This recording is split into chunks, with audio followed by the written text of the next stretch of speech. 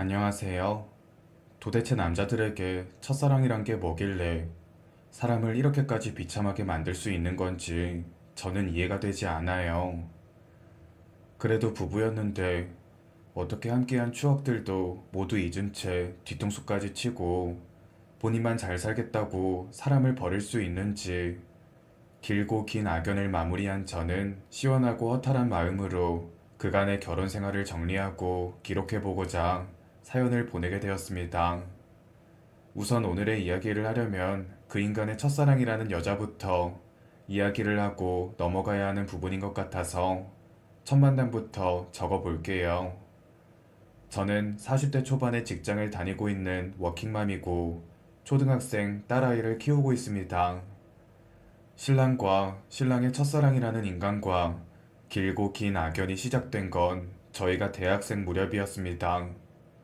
신랑과 저는 같은 대학교 교내 봉사 동아리에서 처음 만나게 되었고, 다른 사람들은 봉사 시간을 채우기에 급급한 모습과 달리 진심으로 봉사를 하는 신랑의 모습에 처음으로 호감을 갖게 되었고, 이후 신랑이 어머님이 계시지 않다는 사실을 알게 되고 보호 본능 같은 마음이 들어 더 잘 챙기게 된 것 같아요. 하지만 당시 여자친구가 있었던 신랑과는 이어지지 않았고, 그렇게 대학을 졸업하고 각자의 일을 하며 지내면서 1년에 한두 번씩 모임을 통해 만나게 되었어요. 그러다 신랑이 30, 제가 20살 후반에 모임을 끝나고 돌아가는 길에 둘이 술을 한잔 하게 되었고, 그날 첫사랑의 존재에 대해 알게 되었습니다. 나 헤어졌어. 네? 왜요? 엄청 오래 만나지 않았어요? 그랬는데 권태기인지 걔도 조금씩 변하더라. 아, 다른 지역으로 발령이 났다고 하는데 헤어지자고 하더라. 나는 뭐 잡지도 못했지. 오빠 괜찮아요? 어쩐지 요즘 기운이 없어 보이더라니. 만나는 동안 이런저런 일 많았지만 헤어지자는 말은 한 번도 한 적이 없었는데. 그렇게 신랑은 한참을 술을 먹었고 이후로 둘이 만나 시간을 보내는 날이 많아졌습니다. 그 첫사랑 여자는 결국 타 지역으로 발령을 갔고, 사랑은 다른 사랑으로 잊혀진다고 저와 신랑은 연인 관계로 발전을 하게 되었어요. 이후 1년 정도 연애를 한 뒤로 저희는 결혼까지 하게 되었습니다. 10년이나 만났던 첫사랑 그 여자가 신경이 쓰이기는 했지만 저와 만나면서 신랑도 점차 그 여자를 잊었습니다. 어찌되었든 프로포즈도 신랑이 먼저 했고 결혼에 적극적이었기에 저도 신랑의 진심을 믿고 결혼을 하게 된 거죠. 결혼을 하고 나서 신혼집과 가까운 시댁도 자주 왕래를 하며 지내게 되었습니다. 아무래도 시아버님이 혼자 지내시다 보니 저희 집 반찬을 할 때면 조금 더해서 출근길이나 퇴근길에 시댁에 들러 자주 채워드렸어요. 시아버님이 장사를 하시기 때문에 아무래도 밖에서 식사를 사서 먹는 날이 많기 때문에 아침이나 저녁이라도 집밥을 드셨으면 했거든요. 그런 저의 마음을 아셔서 그러는지 시아버님도 며느리 사랑은 시아버지라고 자주 이야기를 하고 다니시면서 저에게 애틋한 감정을 많이 보이셨어요. 내 친구놈도 며느리가 들어왔는데 아이고 어찌나 드센지 말도 못한단다. 정말요? 요즘은 젊은 사람들도 할 말 다 하고 살아서 그런가 봐요. 할 말 다 해도 우리 며느리같이 똑부러지고 예쁘게 행동을 하면 괜찮을 텐데 늘 틱틱거리고 웃지도 않는단다. 우리 집이 며느리 하나는 참 잘 들어왔어. 아유, 그렇게 생각해 주시니 저도 감사해요. 빨리 우리 며느리 닮은 딸내미도 좋고 아들내미도 좋고 손주도 보고 싶네. 시아버님은 종종 저희 부부의 이세에 대한 이야기도 했었고, 저는 신랑과 아이를 빨리 갖고 싶었기 때문에 그럴 때마다 신랑을 흘깃거리며 확인했습니다. 신랑은 멋쩍다는 듯이 웃으며 그런 건 우리가 알아서 해 라며 이야기를 했지만, 신랑이 천천히 아이를 갖기 원해서 차일피일 미루다 보니 어느덧 3년이라는 시간이 흘러버렸어요. 3년이 되던 해의 결혼기념일에 저희 부부는 과음을 하게 되었고, 그렇게 저는 임신을 하게 되었습니다. 신랑은 처음에는 본인 예상보다 아이가 쉽게 생겨서 당혹스럽다고 이야기를 했지만 저는 그날 어쩐지 아이가 생길 것 같은 느낌에 술도 안 먹고 몸 관리도 조심히 했어요. 시댁도 친정집도 당연히 두 팔 벌려 환영이라며 기뻐해 주셨고 저는 그렇게 32살이라는 조금은 늦은 나이로 임신을 하게 되었습니다. 사람마다 다르겠지만 저는 임신을 하고 나서 온 신경과 감각이 예민한 상태였어요. 별것도 아닌 일에 화가 나기도 했고 신랑이 밖에서 묻히고 들어온 냄새에 입덧을 하는 날도 있었습니다. 그렇게 유난히도 길었던 임신기간이 끝이 났고 저는 드디어 출산을 하게 되었고 건강한 딸아이를 낳았습니다. 산후조리를 마치고 저는 집으로 돌아왔고 정신없이 육아를 시작하게 되었어요. 평소에는 잘 챙겨주던 신랑의 아침보다는 잠이 더 급해졌고 모유 수유를 하면서 아이와 함께 잠도 자게 되었습니다. 수유를 하다 보니 집에서 속옷도 잘 안 입거나 수유 속옷을 입고 있는 날이 많았고 옷에는 늘 아이가 먹다가 흘린 모유나 아이의 토가 묻어 있었어요. 옷을 갈아입어도 그때뿐이고 저희 아이는 소화기관이 약해서 그런 건지 토를 자주 했기 때문에 옷을 세탁을 하고 난 이후에도 종종 냄새가 나곤 했습니다. 신랑은 그런 저를 보며 마땅치 않아 하는 게 느껴졌지만 굳이 신경 쓰지 않으려 했어요. 당시에는 신랑보다는 아이가 더 중요했거든요. 제가 아니면 밥도 못 먹는 신생아 아기랑 혼자 출퇴근하는 신랑이 같을 수는 없잖아요. 여보, 나랑 이야기 좀 해. 이야기해. 오늘 회사에서 안 좋은 일 있었어? 아니, 그런 게 아니라 당신 너무 변한 것 같아. 그게 무슨 말이야? 요즘 아침도 안 차려주고 매일 애 보느라 나한테는 신경도 안 쓰잖아. 그거야 애 보느라 그렇지. 안 그래도 애 낳고 나서 정신없는데 당신이 이해 좀 해줘. 내가 이래서 애 안 낳으려고 한 거야. 뭐? 됐어. 나는 내가 알아서 할 테니 당신은 애만 챙겨.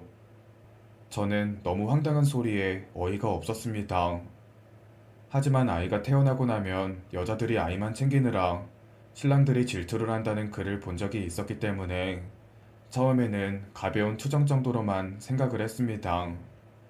그보다 신랑은 얼마 뒤부터 갑자기 휴가라고 하며 출근을 하지 않았고 휴가 기간 동안 신랑이 집에 있으면서 아이의 육아도 도와주고 함께 놀아줘서 그나마 편안한 며칠을 보냈는데 그 다음 주에도 신랑이 출근을 하지 않았습니다. 신랑은 너무 피곤해서 연차를 연달아서 썼다고 하는데 신랑이 다니는 회사가 연차를 그리 쉽게 쓸 수 있는 곳이 아닌데 계속 쉰다는 게 이상해서 제가 혹시 해고라도 당한 거냐고 물었더니 펄쩍 뛰며 해고를 당한 게 아니라 사표를 쓰고 나왔다고 하더라고요. 그 소리에 저는 마치 뒤통수를 둔기로 맞은 것처럼 순간 할 말을 잃었는데 신랑은 태연하게 아는 친구와 함께 동업을 하기로 했다고 이야기를 했습니다. 갑자기 동업이라니 무슨 일 하기로 했는데?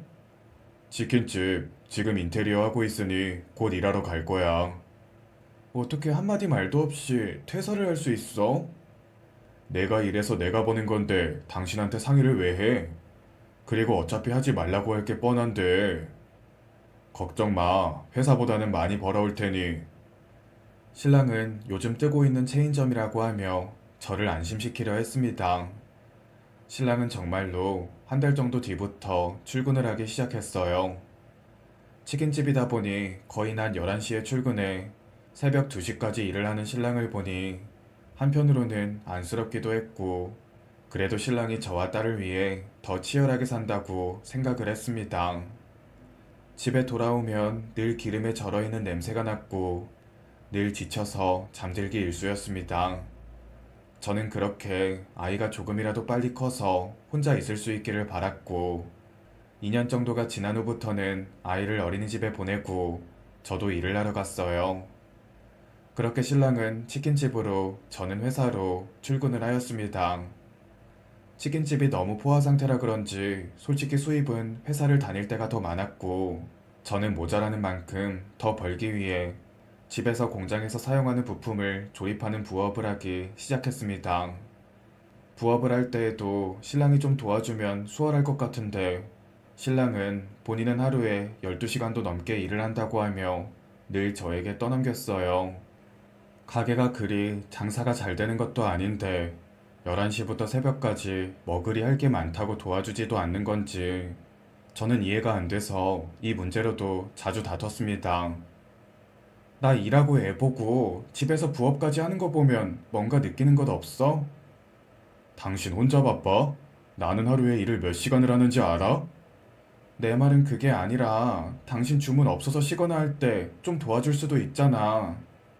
음식 파는 곳에서 그런 걸 어떻게 해? 당신 같으면 기계 만지던 손으로 닭 튀겨주면 먹을 수 있겠어? 내가 매장에서 하래? 가게에 딸려있는 방에서 하면 되잖아. 여기든 저기든 친구 놈은 처가댁에 잘 살아서 부담도 없이 일하는데 에이. 당신 지금 그 집이랑 우리 집 비교하는 거야? 아 몰라 됐어. 신랑은 그렇게 말하고 나서는 또 도와주지 않았고 그렇게 혼자 아등바등거리며 아이를 키우고 일을 하는 워킹맘이 아닌 슈퍼맘이 되어가고 있었습니다. 시아버님도 이런 상황을 알고 있었기 때문에 제가 반찬을 드리러 가는 날이면 저를 불러다 반찬값이라고 하며 3만원씩, 5만원씩 챙겨주기도 하셨어요. 솔직히 제가 신랑을 더 좋아해서 결혼을 하기도 했었고, 아이가 갑자기 생기기도 했으니, 처음에는 신랑의 방황 정도로 생각을 하기도 했습니다. 그런데 방황이 도를 넘어서는 저를 기만하기 시작하더라고요. 그날은 아이를 친정집에서 봐주기로 해서 저녁에 야식을 챙겨 가게로 나갔는데 어쩐 일인지 간판에 불이 꺼져 있었습니다.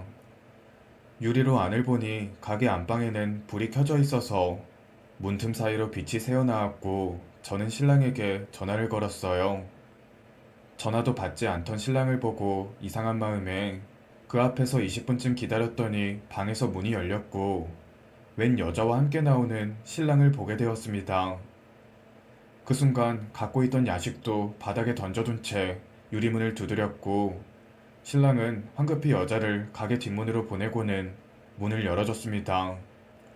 그리고는 하는 말이 저에게 오해하지 말라고 하면서 너무 장사가 안 돼서 점쟁이를 가게로 불렀다며 말도 안 되는 소리를 하더군요. 더 들을 것도 없이 저는 신랑을 밀쳐내고 방안을 살펴보니 헝클어진 이불과 매캐한 냄새가 났고 뒤를 돌아 그대로 신랑의 뺨을 때렸습니다.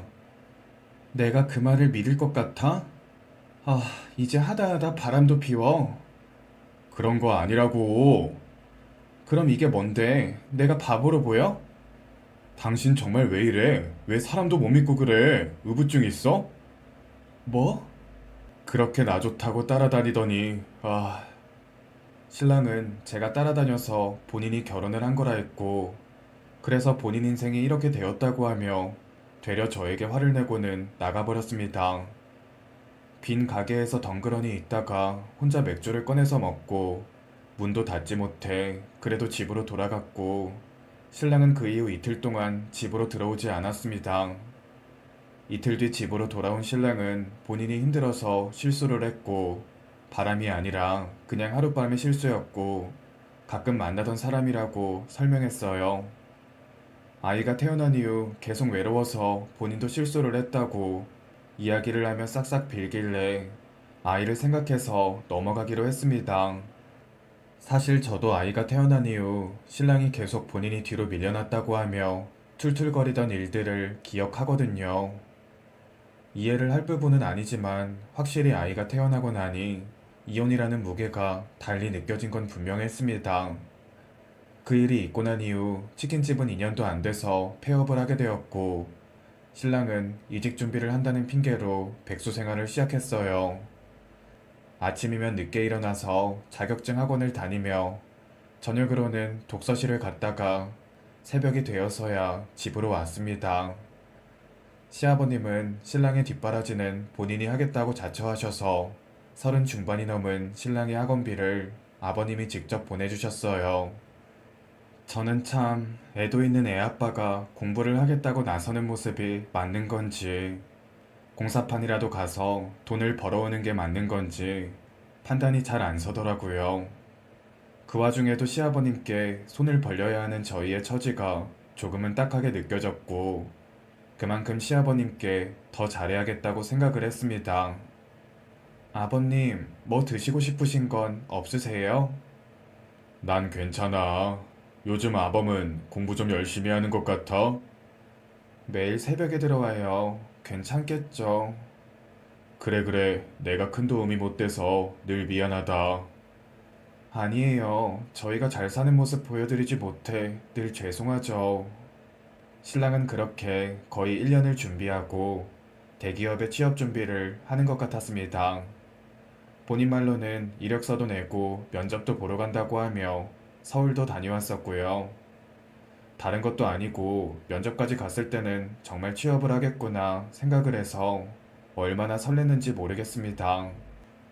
하지만 언제나 결과는 불합격이었고 결국 신랑은 마지막으로 한 번만 더 본인을 믿어달라고 하며 사업 이야기를 꺼내기 시작했어요.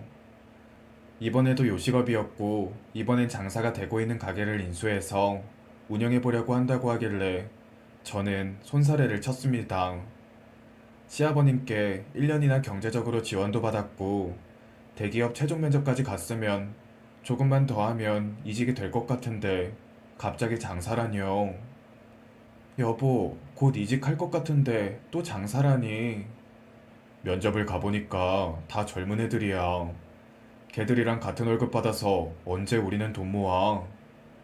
그건 그렇지만 장사 미천 준비할 돈도 없고, 그리고 당신이 안정적인 일을 했으면 좋겠어. 안정적인 일만 해서는 아무것도 안 된다니까?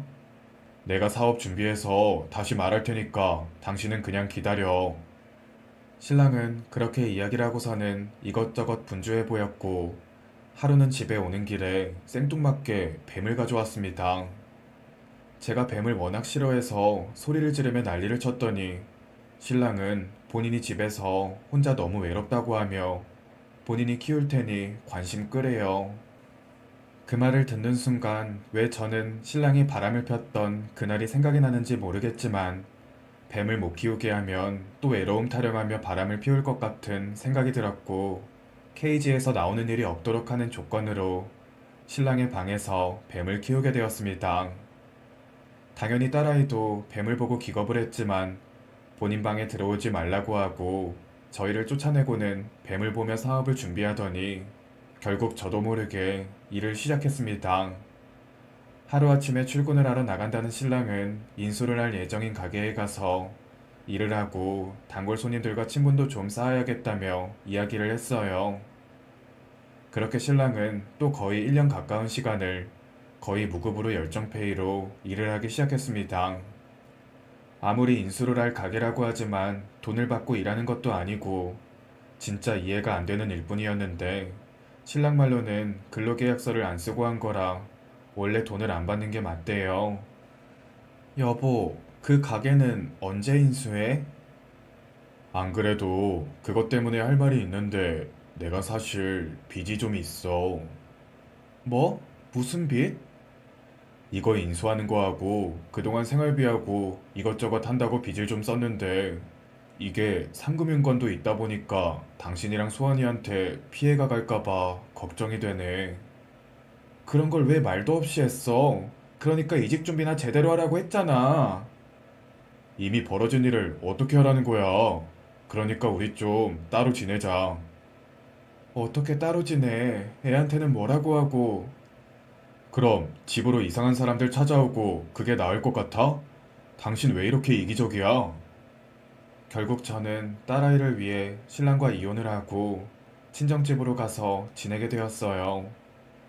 걱정을 할까봐 양가에는 별달리 이야기를 하진 않았고 그렇게 신랑과 연락을 하며 지내고 있었는데 신랑이 위장 이혼이라는 게 걸리면 안 된다고 하면서 언젠가부터는 연락도 잘 받지 않기 시작했습니다. 혹시라도 힘든 생활을 하고 있을까봐 퇴근길에 시댁과 신랑의 집에 반찬을 걸어두고 퇴근하는 게 일가가 된 지도 어느덧 반년이 흘러 시아버님께 다급한 전화가 왔어요. 예, 너희 이혼했다는데 그게 정말이냐? 아, 네. 빚이 너무 많아서 사채업자들이 집에 찾아온다고 해서 소원이 때문에 서류로만 이혼했어요. 그런 걸 왜 이야기도 안 하고. 죄송해요. 곧 안정되면 다시 합칠 거예요. 그게 아니라 지금 진원이가 재혼을 하겠다며 아가씨를 데려왔어. 네? 그게 무슨... 저는 그 말을 듣고 단숨에 저희가 함께 살던 그리고 신랑이 혼자 지내던 집으로 찾아갔고 불행인지 다행인지 신랑이 집에 혼자 있더라고요. 그러면서 저를 보고 화들짝 놀라 여기까지 왜 왔냐며 이야기를 하는데 나 참 어이가 없어서 제가 당신 재혼해? 하며 물었더니 당황하지도 않고 이혼한 사이에 그게 무슨 상관이냐고 하는데 그제서야 제가 얼마나 멍청했는지 확 실감이 났습니다. 그나마 다행이라면 이혼할 때 재산분할 명목으로 받아놓은 게 좀 있다는 것이긴 한데 그래봤자 제가 모아둔 것들이니 크게 의미는 없었어요. 신랑은 처음부터 위장이혼을 미끼로 저와 이혼을 하고 재혼을 할 생각이었던 겁니다. 당신 처음부터 이러려고 나랑 이혼한 거였지? 그래, 내 인생 당신 만나고 다 꼬인 거 몰라? 어떻게 그럴 수가 있어? 당신이 그러고도 소원이 아빠라고 할 수 있어? 나한테 어떻게 이래? 나도 내 인생 좀 살자. 그때 그 여자야? 뭐? 아니야. 어디 그런 여자를 비교해? 신랑은 저에게 누군지 알려주지 않았고 저는 거의 끌려나듯 그 집에서 쫓겨나게 되었습니다. 시아버님은 저에게 사정을 들으시고는 본인 자식이 한 일을 믿을 수 없다는 듯이 저에게 계속 미안하다는 말만 되풀이하셨고 저도 더 있어봤자 바뀔 상황도 없다는 생각에 시댁을 나가게 되었습니다. 집으로 돌아가 한동안 정신도 못 차린 채 생활을 했고 전 남편의 재혼 날이 다가오고 있었어요. 결혼식장에 가서 확 뒤집어 버릴까 생각도 했는데 둘 다 재혼이라 결혼식은 안 올리기로 했다는 말을 들었고 함께 살 집으로 살림만 합친다는 소식을 시아버님을 통해 들었어요. 어차피 제가 바보같이 선택한 일이니 잊고 딸아이만 잘 키우며 지내야겠다고 생각했는데 주변 지인을 통해 그 재혼하는 여자가 신랑의 첫사랑 그 여자라는 소리를 들었고 저는 정신이 아득해지는 기분이 들었습니다. 그렇게나 죽고 못 살던 첫사랑을 다시 만났구나. 신랑은 저와 결혼을 하고 나서도 첫사랑과 함께 나눈 편지나 추억 같은 걸 상자에 넣어 고이 간직하고 있었고 제가 결혼 후 그 상자를 발견하고 난리를 쳤더니 그제야 버린다고 하고 차 트렁크에 숨겨둔 모습을 보고 남자의 첫사랑이 참 각별하기도 하다 하며 넘기려 생각을 했는데 어디서 다시 만난 건지 저는 알 수 없었습니다. 결국 저는 구질구질하지만 신랑의 회사 앞으로 찾아가 따져 물었어요. 당신 20살 때 만났던 그 여자랑 다시 만나는 거라며? 그건 또 어디서 들었어? 이혼했으면 끝이지. 왜 이래 정말? 하나만 물어보자. 그 여자랑 언제부터 다시 연락하고 지낸 거야? 좀 됐어. 그때 다른 지역으로 발령나고 안 좋은 일 당하고 결혼하고 가정폭력에 힘들게 지낸 사람이야. 그러니까 당신도 이제 그만하고 당신 인생 살아. 뭐? 아, 누가 보면 우리가 제대로 합의 이혼한 줄 알겠다. 재혼하려고 나 속여서 이혼한 주제에. 그건 미안하지만 재산 분할도 제대로 했고 그게 다 누구 돈인데 당신이 제대로 번 돈이 있기나 해? 끝난 일로 찾아오지 마. 나도 이제부터라도 후회 없는 인생 살 거야. 저를 밀쳐내고 가는 신랑의 뒷모습을 보고 저는 일어날 생각도 하지 못한 채 한참을 앉아 있었습니다. 신랑이 마지막으로 한 말이 너무 마음에 오래도록 남았거든요. 이제부터라도 후회 없는 인생이래요. 저와 딸아이와 함께한 인생이 신랑에게는 후회스러운 인생이었나 봅니다. 저는 그 이야기를 들은 순간 모든 마음이 놀랍도록 깔끔히 정리가 되었고 두 사람이 신혼여행을 다녀오는 날에 맞춰 그 집으로 찾아갔습니다. 멍청하게도 비밀번호도 안 바꾸고 그대로 쓰고 있더라고요. 제가 살 때와는 인테리어가 조금 바뀌긴 했지만 그래도 여전히 낯익은 우리 집이었습니다. 저는 안방 화장실에 숨어들었고 문이 열리는 소리와 함께 두 사람에게 줄 재혼 선물을 이불 안에 넣어두고는 기다렸어요. 곧 두 사람이 들어왔고 깨악하는 소리가 들렸습니다. 살짝 문을 열고 보니 침대로 들어간 두 사람은 제가 준비한 선물을 보고는 혼비백산 정신이 나간 모습이었습니다. 그도 그럴 게 제가 준 재혼 선물은 전 남편이 그렇게 아끼던 뱀들이었거든요. 외로워서 샀다고 하더니 재혼할 때는 챙겨가지도 않아서 결국 제가 챙겼는데 이렇게 쓰였네요. 뱀도 사람을 알아보는지 계속 신랑에게 다가갔고 그 여자는 뱀을 보고 난리가 났습니다. 이게 뭐야? 뱀이 여기 왜 있어? 이거 내 뱀인데? 뭐? 아, 모르겠고 뱀 좀 치워봐. 잠시만, 나 통 좀 갖고 올게. 신랑은 침대에서 바닥에서 도망치는 뱀 네 마리를 잡기 위해 정신없이 뛰어다녔고 첫사랑이라는 그 여자는 침대 위에서 꼼짝없이 떨고 있었습니다. 뱀을 다 잡은 뒤 다시 스멀스멀 침대로 올라오는 신랑을 보고 저는 화장실 문을 열고 안방으로 향했고 신랑은 저를 보며 네가 한 짓이냐? 라고 하며 소리를 질렀습니다. 꼭 붙어있는 한 쌍의 바퀴벌레 같은 모습에 저는 준비해둔 상자를 열었고 그 안에서는 온갖 곤충들이 뛰어나오기 시작했고 저는 힘껏 달려 문 밖으로 도망쳤습니다. 사실 저도 곤충을 참 무서워하지만 웬만한 사람들도 다 무서워할 거라 생각하고 준비한 거고 그렇게 곤충들이 퍼져버린 집에 저라면 끔찍해서 살기 싫을 것 같더라고요. 그래서 제가 할 수 있는 가장 치졸하고 무서운 방법으로 재혼 선물을 줬어요. 이후 신랑이 무단 가택 침입으로 고소를 할 거라며 연락이 왔지만 시아버님이 손을 써주신 덕분인지 정말로 고소를 당하진 않았어요. 그리고 저는 이제 더는 볼 일이 없는 시댁으로 가서 마지막 인사를 전했습니다. 신랑도 없는 마당에 무슨 명목으로 시아버님을 계속 보겠어요. 시아버님도 저를 잡지 못하고 사는데 보태 쓰라고 하며 봉투 하나를 내미셨고 그 안에 든 현금을 보고 저는 화들짝 놀라 돌려드렸습니다. 이거 받아라. 그동안 네가 한 것에 비하면 부족하겠지만 보태서 살아. 아버님, 저 이거 못 받아요. 여자 혼자 애 키우며 사는 게 쉬운 게 아니다. 나는 남자인데도 얼마나 힘들고 서럽던지. 내가 다 미안하다. 어미 없는 애가 이렇게 티가 난다 생각하고 앞으로 더는 미워하지 말고 그저 너랑 소원이 둘만 잘 살아. 감사합니다. 아버님께는 그저 죄송하다는 말밖에 드릴 말씀이 없네요.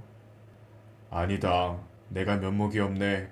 그래, 가봐. 잘 살고. 10년이 가까운 시간 동안 시아버님은 저에게 친정 아버지보다 듬직한 아버지였습니다. 신랑의 잘못을 알릴 수 있었고, 그럴 때마다 늘 제 편에서 신랑을 탓해주고 다잡아주던 분이셨고, 그만큼 강경한 분이셨어요. 이후 저도 친정집에 이혼 사실을 알리고 본가로 들어갔고, 부모님과 함께 딸아이를 키우며 지내게 되었습니다. 휴대폰 번호도 바꾸고 정말 다른 새 인생을 살기 위해서요. 아이도 전화까지 마쳤고요. 처음에는 아빠를 찾던 아이도 차근차근 설명을 했더니 받아들이기는 힘들어도 이해하려 노력해주더라고요. 참 아이에게 면목이 없기도 하고 미안하기도 하지만 신랑의 빈자리를 느끼지 않도록 제가 더 신경 써서 케어를 했습니다. 그렇게 또 시간이 흘러 어느덧 아이가 4학년이 되었네요. 이제는 제법 커서 둘이 데이트도 하고 친구들이랑 어울려서 놀러도 다니고 하는 걸 보니 새삼 시간이 가는 게 신기합니다. 오늘 이렇게 사연을 보내게 된 것도 한동안 잊고 지냈던 만나고 싶지 않던 인간들을 만나게 되었거든요. 친구들이랑 모임을 하면서 고깃집에서 고기를 먹고 있었는데 어쩌다 보니 모임 장소가 예전에 전 남편과 살던 곳 근처였습니다. 한편으로는 만나고 싶지 않은 인간들을 만나게 될까봐 조금 걱정되긴 했지만 곧 친구들과 어울리다 보니 그런 생각도 나지 않더라고요. 신나게 마시고 놀다가 창밖을 딱 봤는데 신랑의 첫사랑이라는 그 여자와 눈이 마주치게 되었고 그 여자는 망설일 것도 없다는 듯이 저를 똑바로 쳐다보며 걸어왔습니다. 저는 놀라서 친구들에게 화장실을 다녀오겠다 말하고 일어났고 가게 뒤편에서 그 여자를 만나게 되었어요. 신수가 아주 화나네요. 무슨 말이 하고 싶어서 온 거예요? 아, 애가 아빠 찾진 않아요? 갑자기 무슨 말이에요? 우리가 서로 얼굴 보며 이야기 나눌 사이는 아니잖아요. 애 생각해서라도 다시 그 사람이랑 살아볼 생각 없어요? 정말 너무 힘들고 사기당한 것 같네요. 노망난 그놈 아버지는 갈 때마다 저한테 뭘 던지고 이런 집구석에서 어떻게 살았던 거예요? 회사도 안 다니고 의처증까지 있어서 저도 제 일을 못할 지경이에요. 뭐요? 지금 뭐 반품이라도 하겠단 거예요? 반품이든 뭐든요. 저한테 그 인간은 반품이 아니고 쓰레기였어요. 버린 쓰레기 주워가는 사람도 있나요? 할 말 끝나셨으면 갈게요. 그렇게 뒤를 돌아 나오는 순간 그 여자의 휴대폰으로 전 남편인 것 같은 사람이 전화가 왔고 여자는 신경질적으로 가고 있다고 재촉하지 말라며 화를 냈습니다. 솔직히 그 대화 소리를 듣는데 입꼬리가 올라가는 건 숨길 수 없었어요. 저만 낙동강 오리알 신세가 되고 그놈은 재혼해서 잘 먹고 잘 살까봐 마음 졸이고 분통이 터졌던 날들이 하루 이틀이 아니었거든요. 그 여자가 애를 핑계 삼아 전 남편을 다시 데려가라는 말까지 나오는 걸 보니 그 두 사람도 어지간히 힘들게 지내는 것 같았습니다. 그리고 전 남편이 저와 살 때 일을 잘하지 않았던 건 저 때문이라 생각했는데 그냥 본성이 그런 인간이었나 봐요. 겉으로는 좋은 사람인 척 봉사도 하고 하지만 속으로는 그저 이기적이던 인간.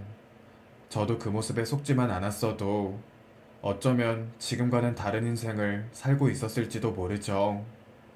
저는 다시 자리로 돌아가 시원하게 맥주를 한 잔 마시고 다시 창밖을 바라봤고 누군가와 짜증스레 통화를 하며 가는 그 여자가 보였습니다.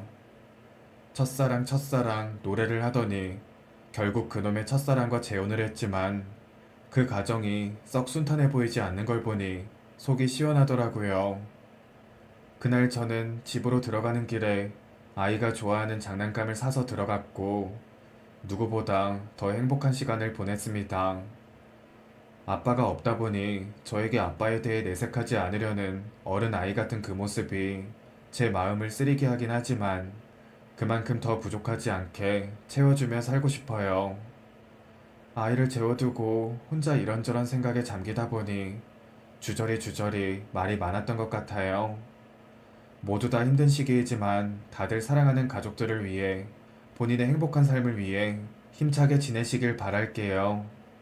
저도 더 힘내서 저도 아이도 행복하게 지내도록 하겠습니다. 감사합니다.